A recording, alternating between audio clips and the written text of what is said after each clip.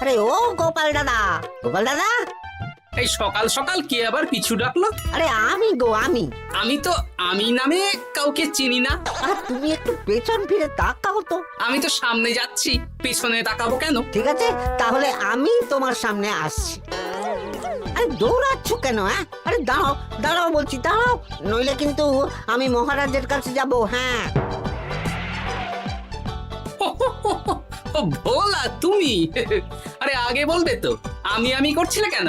একদম কথা ঘোরাবে না গোপাল দাদা। এবার বলো কি বলছি। দেখো, আমি তোমাকে আগের বছর 50 মোহর ধার দিয়েছিলাম। এ কি, তোমার তো মিষ্টির দোকান, ধার দিলে তো লোকে ছুরি কাঁচি ধার দেয়, আর তুমি মোহরে ধার দেওয়ার ব্যবসা শুরু করেছো কবে থেকে বলো দেখি? আবার কথা ঘোরানো শুরু করেছো? হ্যাঁ, আমি এবার কিন্তু সত্যি মহারাজের কাছে যাব। আরে মজা করছি তো। আরে বারবার আমাদের মধ্যে মহারাজকে টেনে আনার কি দরকার বলো তো? সে না হয় টানলাম, তবে তুমি ওই আমার 50 মোহর সুদ সহ কবে ফেরত দেবে বলো তো? আর কিন্তু তোমার হাতে ওই 1 সপ্তাহ সময় আছে। হ্যাঁ, 1 সপ্তাহ মানে কতদিন ভাই? 7 দিন, 7 দিন। 7 দিন? আচ্ছা 7 দিন মানে কত ঘন্টা? 24 গুণ 7, মোট ওই 168 ঘন্টা। ও, অনেক সময় আছে। দেখো গোপাল দাদা, তোমার সাথে কিন্তু আমার ওই কাগজে কলমে লিখিত পড়িত আছে। হ্যাঁ, যদি ওই সময়ের মধ্যে তুমি আমার কাছ থেকে নেওয়া ওই অর্থ আমাকে ফেরত না দিতে পারো, তাহলে কিন্তু তোমার ওই বাড়ি ঘর সব আমার হয়ে যাবে। হ্যাঁ, হ্যাঁ হ্যাঁ, মনে আছে মনে আছে। এখন রাজসভায় যাই, 168 ঘন্টা পেরিয়ে গেলে চলে এসো, কেমন? বেশ, কথাটা মনে থাকে যেন। হ্যাঁ, তখন আর কিন্তু কোনো চালাকি করতে যাবে না, আমি সোজা মহারাজকে বলে দেব। ঠিক আছে ঠিক আছে।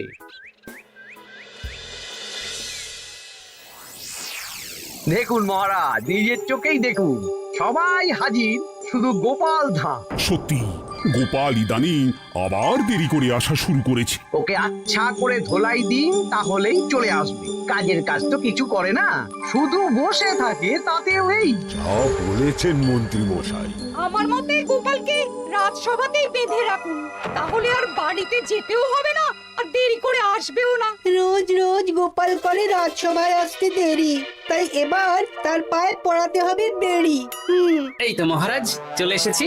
আর বলবেন না, রাস্তায় ভোলা ময়রা চেপে ধরছিল। থাক, আর অজুহাত দিতে হবে না। নেহাত ভাগ্যের জোরে এই রাজসভার চাকরিটা পেয়েছিল। হ্যাঁ, মহারাজ ভালো মানুষ, তাই তোমাকে পুষছেন। আচ্ছা আপনি কি বলতে চাইছেন কি? আমি বলতে চাইছি যে মহারাজ যদি তাড়িয়ে দেন, তাহলে তোমার কি কিছু করে খাওয়ার যোগ্যতা আছে গোপাল? আপনার নিজের যোগ্যতা আছে? আছে বলেই বুক ফুলিয়ে বলছি। হ্যাঁ, মন্ত্রী এটা একটা ভালো প্রসঙ্গ তুলেছে। আমার রাজসভার সকল সভাসদদের বলছি, যদি কোনো কারণে তোমাদের চাকরি চলে যায়, তাহলে তোমরা কি করবে একবার ভেবে দেখেছো? না মহারাজ, ভাবনাটা আমি সঠিক সময় কাজে লাগাই, ওই অকারণে ভেবে মাথা খারাপ করতে চাই না। হ্যাঁ, আহা, রাজসভার চাকরিটা তো তোমাদের পেশা। এই পেশার বাইরে তোমরা কে কি করতে পারবে? দেখুন মহারাজ, আমি তো ভেবেই দেখেছি যে যদি রাজসভার চাকরি না থাকতো, তাহলে আমি ব্যবসা করতাম। আমি মহারাজ যদি বিজ্ঞানী না হতাম, তাহলে শিক্ষা দান করতাম। আমি তো ছবি আঁকতাম, কলম না থাকলে আমি তুলি ধরবো। আমি কামারশালায় কাজ করতাম। আমার তো ছোটবেলায় মূর্তি বানানোর শখ ছিল, আমি মৃৎশিল্পের কাজ করতাম। কি গোপাল, এবার তুমি বলো। সবাই তো কিছু না কিছু বিকল্প ভাবনা চিন্তা করে রেখেছে। দেখুন মহারাজ, অনেক ভেবে দেখলাম আমার কাজ তো ভাড়ামো, তাই আমি লোক হাসিয়েই পয়সা রোজগার করব। আর বিশেষ কোনো গুণ তো আমার মধ্যে খুঁজে পাচ্ছি না মহারাজ। বেশ, আমি একটা ছোট্ট পরীক্ষা নেব। আজকের পর থেকে আগামী 7 দিন, আর এই 7 দিন তোমরা তোমাদের যা মন চায় সেটা করে রোজগার করবে। আমি তো খেতে ভালোবাসি। তাহলে খাবে। গোপাল হয় মুখ খুলে থাকে, নইলে চোখ বন্ধ করে। ও শুধু দুটো কাজই ভালো করতে পারে। আর 7ম দিনের শেষে বিচার হবে কে কত রোজগার করেছে। যার রোজগার সবচেয়ে বেশি হবে তাকে আমি দেব 100 মোহর উপহার। আর মহারাজ, যে সবচেয়ে কম রোজগার করবে তার বেতন থেকে আগামী 10 মাস 10 মোহর করে কাটা হবে। কি রাজি তো? হ্যাঁ, রাজি রাজি। আমি জানি যে গোপাল ফুটো করিও রোজগার করতে পারবে না, তাই গোপালই হারবে। বেশ, আর যদি অন্য কেউ হারে? তাহলে আমি নিজের বেতন থেকে তাকে আগামী 10 মাস 10 মোহর করে দেব। ব্যাস, এবার তোমরা কাজে লেগে পড়ো।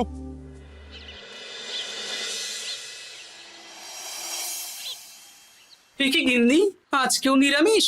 হ্যাঁ, আজকেও নিরামিষ খেতে হয়। হ্যাঁ, রোজই তো কিছু না কিছু একটা লেগে আছে তোমার। আমাদের পুরো শরীরটাই তো আমিষ। হ্যাঁ, তাহলে আমিষ খেতে বাধা কিসের বলো দেখি? বেশি তর্ক করতে হবে না বাপু, তা তোমাকে ডিম বানিয়ে দেবো। হ্যাঁ, না, আমি মানুষই ঠিক আছি গিন্নি। আরে তোমাকে ডিম বানাবো বলেছি নাকি?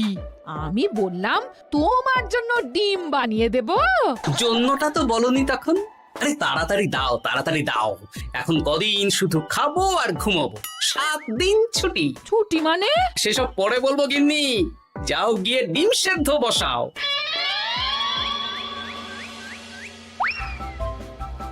আরে করছোটা কি? বাড়িতে যা মোহর আছে সব তুলে কোথায় নিয়ে যাচ্ছ?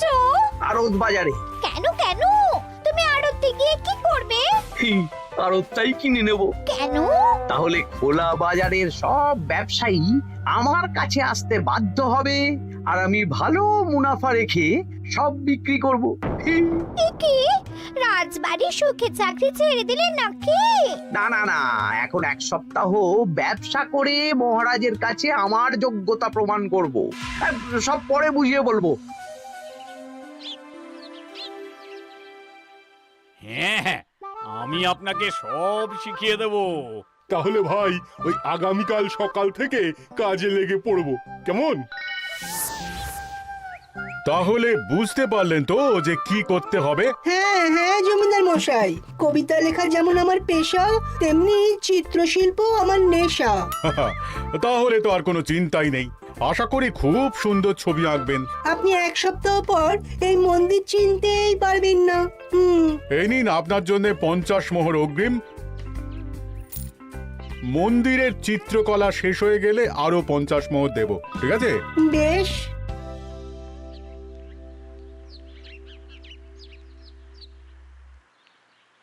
এই হাত চালা, হাত চালা। হাত পা সবই তো চালাচ্ছি মন্ত্রী মশাই। আপনি এত শাকসবজি আনাজ দিয়ে করবেনটা কি? আমি এখন 7 দিন কৃষ্ণনগরের বাজার নিয়ন্ত্রণ করব, তাই সব জিনিসপত্র আড়ত থেকে আমি নিজেই কিনে নিয়েছি। এবার সাধারণ বাজারের দোকানদাররা আপনার কাছে আসবে। কাল সকাল থেকে শুধু মোহর গুনবো।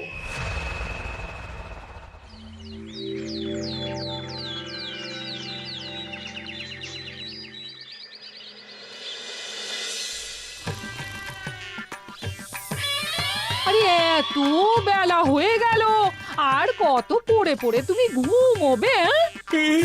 এত লম্বা ছুটি পেয়েছি, এখন তো বিশ্রাম নিতেই হবে গিন্নি। কিন্তু পুকুর ঘাটে গিয়ে তো আমি অন্য কথা শুনলাম। তুমি আবার কি শুনেছো? তোমাদের মহারাজ নাকি বলেছেন আগামী 1 সপ্তাহ তোমরা সকল সভাসদেরা ওই সকল সভাসদেরা নিজের ইচ্ছে মতো কাজ করে রোজগার করব। আমার কাজ তো ভাড়ামো করা, তাই ভাড়ামোর সুযোগ এলে সেটাই করব। কিন্তু যদি সুযোগ না আসে, তাছাড়া যার রোজগার সবচেয়ে কম হবে তার তো বেতন থেকে 100 মোহর কাটা হবে গো। এই খবরও পেয়ে গেছো? বাবা, পুকুর ঘাট না পরনিন্দা পরচর্চা কেন্দ্র? হ্যাঁ, ওসব বাজে কথা বাদ দিয়ে কোনো কাজ শুরু করো, কাজ শুরু করো। এরকম গা এলিয়ে শুয়ে থাকলে ভগবান এসে তোমাকে পয়সা দিয়ে যাবে না গো।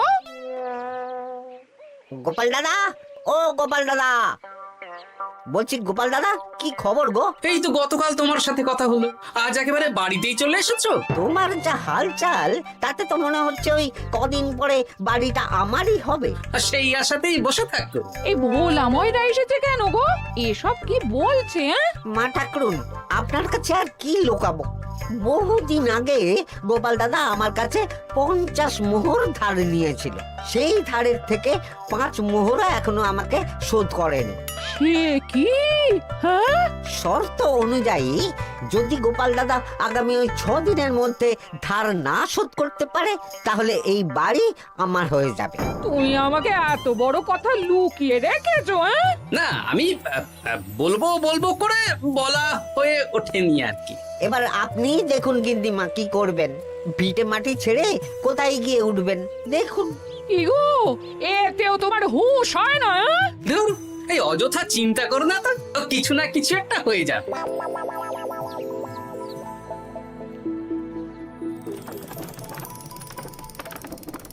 বাবা পণ্ডিত মশাই, আপনি তো এর মধ্যেই কাজ শিখে গেছেন। আমি তো ছোট থেকেই মাটির পুতুল বানাতে ভালোবাসতাম। বিভিন্ন দেবদেবীর মূর্তি নিজেই বানাতাম, তারপর পুজো করতাম। আমার পরম সৌভাগ্য আপনার মতন পণ্ডিত মানুষ আমার কুমোর শালায় কাজ করছেন। কোনো কাজই তো ছোট নয়। সত্যি সভাকবি মশাই, আপনার তুলিতে জাদু আছে। কি সুন্দর কারুকার্য। সবই আমার মা বাবার দান। আমার বাবাও খুব বড় চিত্রশিল্পী ছিলেন। উনি হাতে ধরে আমাকে ছবি আঁকা শিখিয়েছেন। বাহ বাহ বাবা।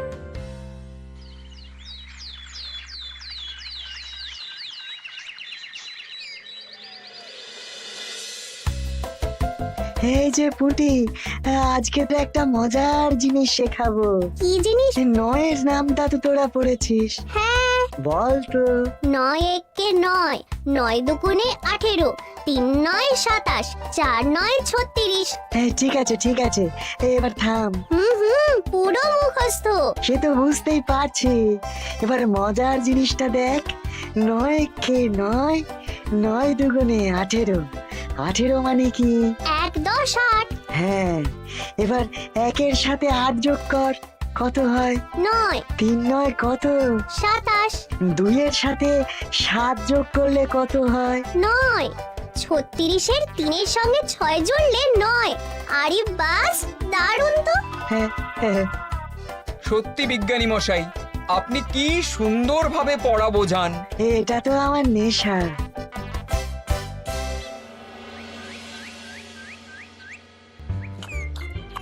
বলছি, তুমি তো দিব্যি বাড়িতে বসেই আছো। হ্যাঁ, কিছুই তো করছো না। সত্যি বলো তো, তুমি ভাড়ামো ছাড়া আর কি কিছু করতে পারো? হ্যাঁ, এই আদেশ করতে পারি। গেনি একটু তরকারি দাও তো, জলের ঘটিটা দাও না। যত সব। আচ্ছা, সত্যি তো ভাঁড় না হলে আমি কি হতাম? আমি কুমোর হতাম। মাটির কাজ শুনেছি খুব সোজা। যাই, কুমোর পাড়া যাই।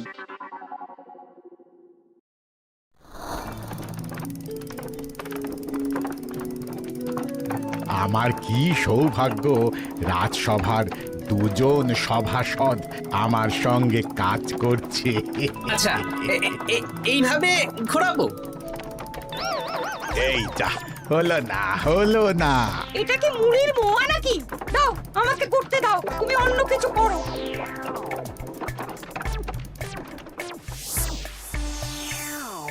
বলো গোপাল দাদা, কি দেবো? মুড়ির মোয়া, তিলের নাড়ু?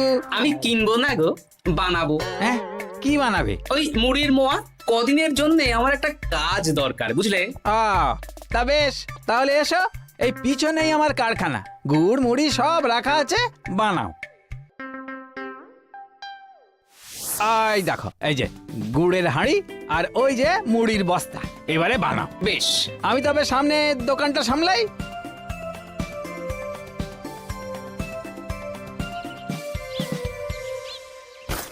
কিসের আওয়াজ হলো?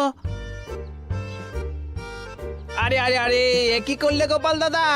আর বলো না, ওই গুড়টা ঢালতে গিয়ে হাঁড়িটা হাত ফসকে পড়ে গেল। এই তুমি যাও তো, তোমাকে কিচ্ছু করতে হবে না, যত সব বিপদ বাড়ানো।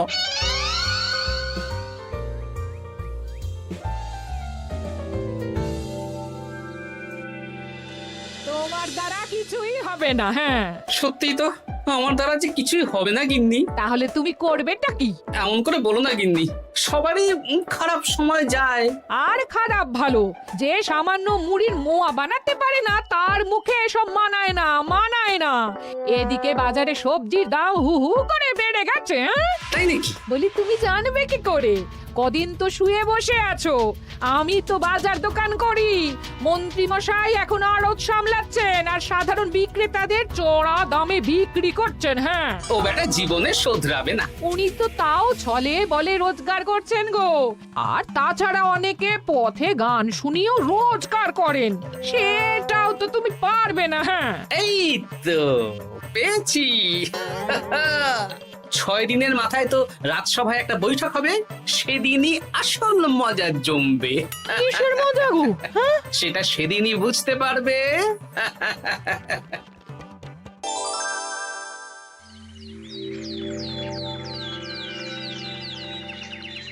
তারপর বলো, আজ তো ষষ্ঠ দিন, আজ অবধি তোমরা কে কত কত রোজগার করেছো? মহারাজ, আমি এখনো অবধি 200 মোহর। বাহ বাহ বাহ! আমি মহারাজ 15 মোহর। হ্যাঁ, আমি 5 মোহর। বিভিন্ন বাড়িতে বাচ্চাদের পড়াচ্ছি, শিক্ষাদান করছি দিনরাত। সেনাপতি, আমি 10 মোহর পেয়েছি, আরো পাবো। আমি 50 মোহর অগ্রিম পেয়েছি, আরো পাবো আগামীকাল। বাহ বাহ বাহ! সবাই তো ভালোই রোজগার করেছো। আর গোপাল, তুমি বলো। মহারাজ, আমি এখনো অবধি কোনো রোজগার শুরু করিনি। আমি আগেই বলেছিলাম গোপাল একটা কানা করিও রোজগার করতে পারবে না। আসলে মহারাজ, আমি আজ সকালেই আমার প্রতিভা খুঁজে পেলাম। তোমার আবার কি প্রতিভা? আমি ভালো গান গাইতে পারি মহারাজ। আমার ছোট্টবেলার ইচ্ছে ছিল আমি রুদ্ধদ্বার সভা করব, গান গাইবো, আর দর্শক বা শ্রোতারা আমার গান শুনে আমাকে পয়সা দেবে। বাহ বাহ বাহ! তা শোনালে না কেন? আমি চাই আপনারা সবাই আমার বাড়িতে আসুন, আমার গান শুনুন। এই না না না না না, তোমার গান শুনে অর্থ ব্যয় করতে পারবো না গোপাল। যদি শোনাতে হয় তো বিনামূল্যে শোনাও। তুমি ভেবেছো কায়দা করে গান শুনিয়ে রোজগার করবে? সেসব চালাকি কিন্তু চলবে না। না মহারাজ, আমার গান শুনতে আসার জন্য একটা কানা করিও খরচ করতে হবে না। আমি বিনা পারিশ্রমিকে গান শোনাবো। বেশ, তাহলে কবে শোনাবে বলো? এখনই চলুন, শুভস্য শীঘ্রম। আবার যেতে হবে কেন? এখনই শোনাও। আমার আবার নিজের বাড়ি ছাড়া প্রতিভা বিকশিত হয় না। বেশ তো, এই কদিন টানা কাজ করেছি, তোমার গান শুনে মনটা যদি ফুরফুরে হয়ে যায় ভালো তো। চলো গোপাল। আসুন আসুন, সবাই ভিতরে আসুন। আসন পাতা আছে, সবাই বসুন। নাও, এবার গান শুরু করো। দাঁড়ান মহারাজ, আমার গান আমি বাইরের লোককে শোনাতে চাই না। কু কু বাবা, আবার কোকিলের মতন আওয়াজ করছে। কু।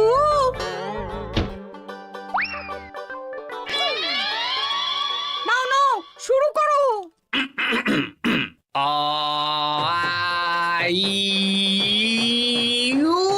ওরে বাবা রে বাবা! আরে এত চিৎকার করছো কেন? থামো থামো থামো! এটা ভালো লাগছে না, অন্য গান শোনাচ্ছি তাহলে। আকাশে মেঘে বাতাসে বায়ু, জ্যোতিষী বলেছে আমার 100 বছর আয়ু। আরে থামো থামো, আরে কান ঝালাপালা হয়ে গেল। না, থামতে আমি পারবো না, গান শুনতেই হবে। ওরে ওরে বাবা রে বাবা, এই কানে তালা লেগে গেল, আমি পালাই। পালাতে পারবেন না, বাইরেও তালা দেওয়া আছে। বাইরে তালা খুলতে বলো। বাইরে বেরোতে হলে প্রত্যেককে 100 মোহর দিতে হবে। আমরা তো আগেই বলে দিয়েছি, তোমার গান শোনার জন্য কোনো পয়সা দিতে পারবো না। এটা তো গান শোনার জন্যে নয়, বাইরে যাওয়ার জন্যে। আমার গান শুনতে আসার জন্যে কোনো অর্থ লাগে না। গান শুনে বাইরে বেরোতে গেলে অর্থ লাগবে, জনপ্রতি 100 মোহর মাত্র। কি জ্বালাতন! হয় দিন, নইলে আবার শুরু করছি। মশাই থামো থামো। আপনারা কি সবাই দেবেন না এখানেই থাকবেন? এই আমার কাছে এখন 50 মতন মোহর আছে। আমার কাছে 5 মোহর আছে। সে আমি লোক পাঠাচ্ছি আপনাদের সবার বাড়িতে, পুরো অর্থ পাবো, তারপর সবাইকে ছাড়বো। আচ্ছা, এটা কি ঠিক করলে গোপাল? দেখুন মহারাজ, আমি কথা নিয়ে খেলি। সব সভাসদেরা 6 দিন খেটে যা না রোজগার করেছে, আমি শুধু বুদ্ধির জোরে আর ভাড়ামো করে ঘন্টা খানিকের মধ্যে তার থেকে বেশি রোজগার করে নিলাম। যদিও এখনো একদিন সময় আছে। সত্যি গোপাল, তোমার বুদ্ধির জবাব নেই। মন্ত্রী মশাই, যে সবচেয়ে কম রোজগার করবে আপনাকে কিন্তু তাকে আগামী 10 মাস 10 মোহর করে দিতে হবে। হ্যাঁ নয় হ্যাঁ, এরকমই তো তুমি মুখ বড় করে বলেছিলে। গিন্নি কই গো, ভোলাকে ডেকে আনো, ওর ধার আজকেই শোধ করে দেব। হ্যাঁ যাচ্ছি। হ্যাঁ, আমরাও যাচ্ছি। গোপাল, কালকে রাজসভায় এসে তোমার পুরস্কারের অর্থটাও নিয়ে যেও। সে তো নিশ্চয়ই।